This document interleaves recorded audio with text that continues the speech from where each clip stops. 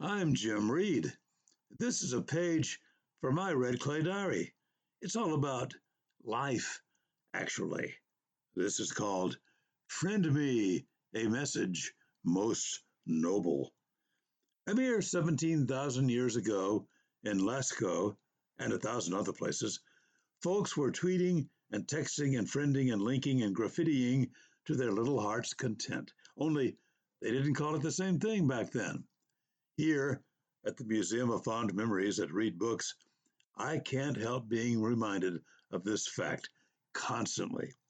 Each time I pick up an artifact and examine it for its internally sealed private history, I have the tingly feeling that this long-lived object is a time capsule and that it is my responsibility to translate and forward its contents to you, my patron and customer, for you, my heir. For instance, from the hundreds of old letters and postcards that reside in the shop, I pick up one item at random, and within that item, I could spend a day lost in translation.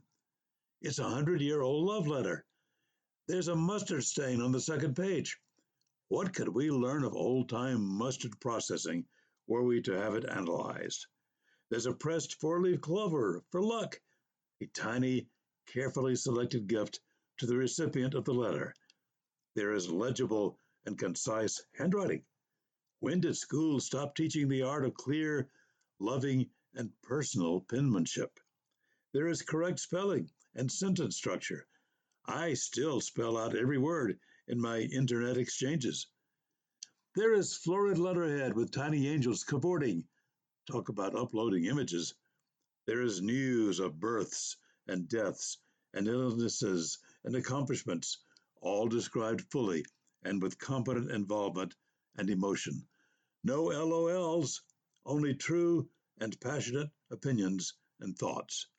And there is evidence of time spent in considering what the message would include, carefully omitting sentiments and whinings that would only irritate the recipient. And there was time to reconsider what the letter would contain, since the ritual of folding, inserting, linking of envelope and stamp, sealing, and addressing would provide a meditative break, time to change or make better the message before it was posted.